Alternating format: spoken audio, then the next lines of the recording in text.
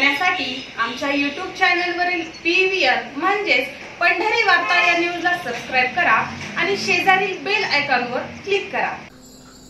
आज तुम्ही पंढरपूर शहरामध्ये क्लस्टर हेड प्रशांत मालक परिचारक यांच्या घरी आला आहात, काय सांगू? काय ना, पुढची पक्षाची रणनीती ठरवणे आणि माढा मतदारसंघाचा प्रचाराचा कार्यक्रम ठरवणे या संदर्भामध्ये चर्चा झाली होती। प्रशांत मालक 8-10 दिवस नव्हते, त्यानिमित्ताने काय गप्पा गोष्टी आणि मी सोलापूरला निघाले जाता आता मालक आहेत कळल्यानंतर म्हटलं पुढचं नियोजन करून जावं।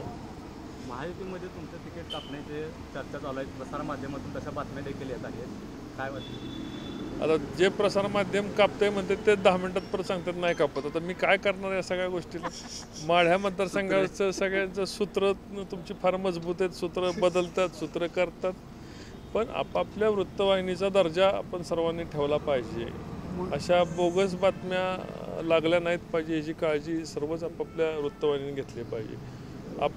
यूट्यूबच्या माध्यमातून आपण करता किंवा अन्य मेन चॅनलचे जे प्रतिनिधी असेल त्यांनी सुद्धा काय होतं की त्यांचा एक दर्जाच राहिला नाही तर लोक कोला आल्यावर खऱ्या बातम्या पण लोक विश्वास ठेवणार नाहीत। अशा प्रकारची विनंती मला आपल्या सर्वांना या ठिकाणी करायची, कारण मी अनेक जणांच्या बातम्या याच्या आधी बघितल्यात आणि नेहमी काय होतं की सकारात्मक असली पाहिजे पत्रकार परिषद किंवा पत्रकारांचे प्रश्न सकारात्मक असले पाहिजे।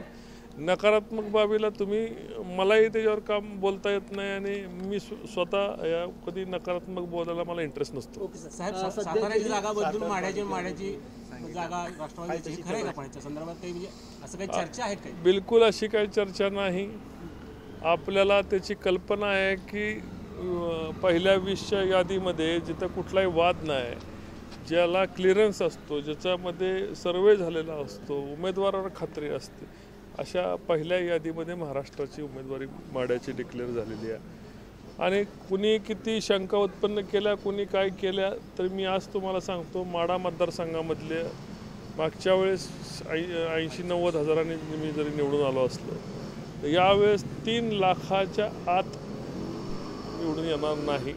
सर्वांचा जो सर्वे आहे बाकी सगळ्या 2.5 ते 3 लाखाच्या आसपास मताधिक्य जाईल अशा सगळ्यांचं या ठिकाणी मला जे रिपोर्ट आले त्या पद्धतीने आहे ग्राउंडचा सर्वे। आणि मी एकमेव असा आता या ठिकाणचा खासदार आहे की 6 पैकी 5 विधानसभा सदस्य आणि जवळपास सगळ्या नगर परिषदांचे अध्यक्ष सर्व महत्त्वाची पदाधिकाऱ्यांनी येऊन टेंभुर्णीला परवा सर्व समावेश झाला होता।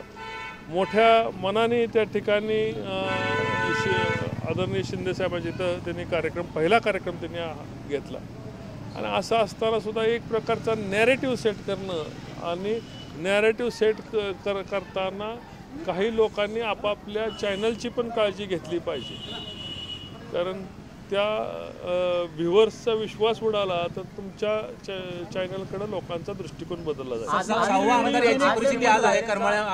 पलटणमध्ये बैठक चालू आहे आणि मुंबईमध्ये सुद्धा फडणवीस साहेबांनी आपल्याला बोललं होतं, तर थोडं त्याची काही मी तुम्हाला सांगतो 6 पण येतील आणि 7 पण येतील, चिंता करू नका। टेंभुर्णीच्या बैठकीनंतर मोहिते पाटलांशी सुद्धा तुमची वैयक्तिक काही चर्चा झाली नाही? मी जोपर्यंत मला पक्ष सिग्नल देणार नाही तोपर्यंत मी बोलणार नाही। पक्ष पातळीने त्यांच्याशी चर्चा चालू आहे आणि मी मागच म्हटले की मोहिते पाटील कुटुंब हे राजकारणामधलं मुरलेलं कुटुंब आहे, ते अशा पद्धतीच्या कुठल्याही चुकीच्या याला जाणार नाहीत। शेवटी कुटुंबात त्यांच्या बसून आदरणीय देवेंद्रजी फडणवीस साहेबांनी त्यांना प्रचंड सहकार्य केलेलं आहे। साखर कारखाने असतील, विधान परिषद असतील, अन्य विकास कामाच्या माध्यमातून फडणवीस साहेबांनी सर्व ताकदपणाला लावून त्यांनी रणजितसिंह मोहिते पाटील साहेबांना सहकार्य केले। निश्चितपणे पक्षासाठी आज आणि देशाचे पंतप्रधान नरेंद्र मोदी यांना पुन्हा पंतप्रधान बनवण्यासाठी मोहिते पाटील कुटुंबीय असतील किंवा अन्य सर्व पक्षाचे घटक पक्षाचे सहकारी पक्षाचे नेते मंडळी असतील ते टप्प्याटप्प्याने तुम्हाला एकत्र सर्व आलेले दिसतील। आता कसं आपल्या याच्यामध्ये मतभेद असतात, आम्ही एकमेकाच्या विरोधात लढलेला असतो, पक्ष एकमेकाच्या विरोधात लढलेले असतात, सगळ्या गोष्टी एका दिवसात इलेक्ट्रिकचं बटन दाबलं लाईट लागले असं होत नसतं। प्रत्येकाच्या पद्धतीने त्यांच्या राजकीय भवितव्य चिंता असते, कोण हस्तक्षेप करू, अन्य काय गोष्टी करू, चर्चातून मार्ग निघत असतो आणि या मतदारसंघामधून चर्चेतून तुम्हाला मार्ग निघालेला दिसेल।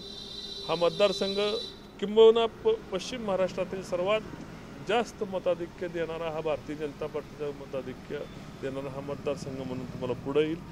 सर्वच लोक टप्प्याटप्प्याने तुम्हाला भारतीय जनता पार्टीचे काम करताना दिसतील.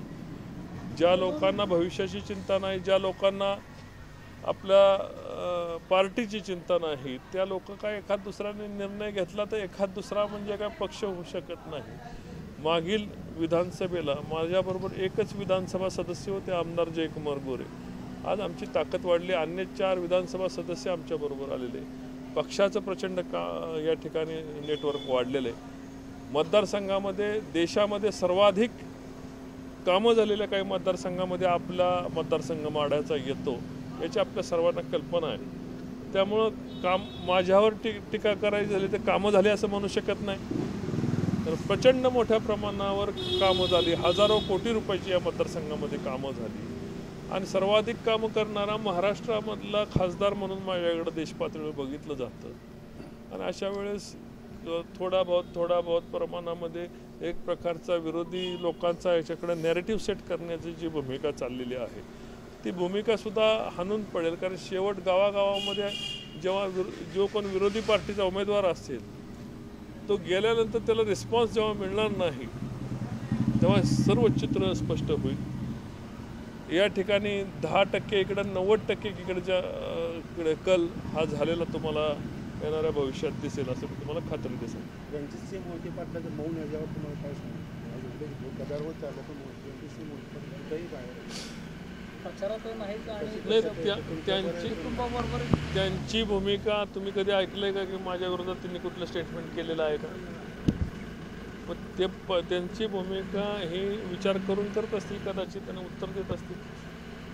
त्यांनी आजपर्यंत कुठली स्टेटमेंट माझ्या विरोधात दिले, पक्षाच्या विरोधात दिले, देवेंद्रजींच्या विरोधात दिले असं कधी ऐकलं? बैठकीला उपस्थित रामराजे आणि त्यांच्या बैठकीला असतील. आता घरामध्ये आपण आल्यानंतर मी अनेक लोकांचे रोज त्यांच्या विरोधकांना भेटत असतो, किंवा राजकारणामध्ये अनेक भाजपच्या विरोधकांना भेटत असतो. इलेक्शन म्हटलं की सर्व लोकांना एकत्रित आणणे, बेरीज मारणे, आणि त्यांचे प्रयत्न होता की त्यांच्या बंधूंना तिकीट मिळावं म्हणून.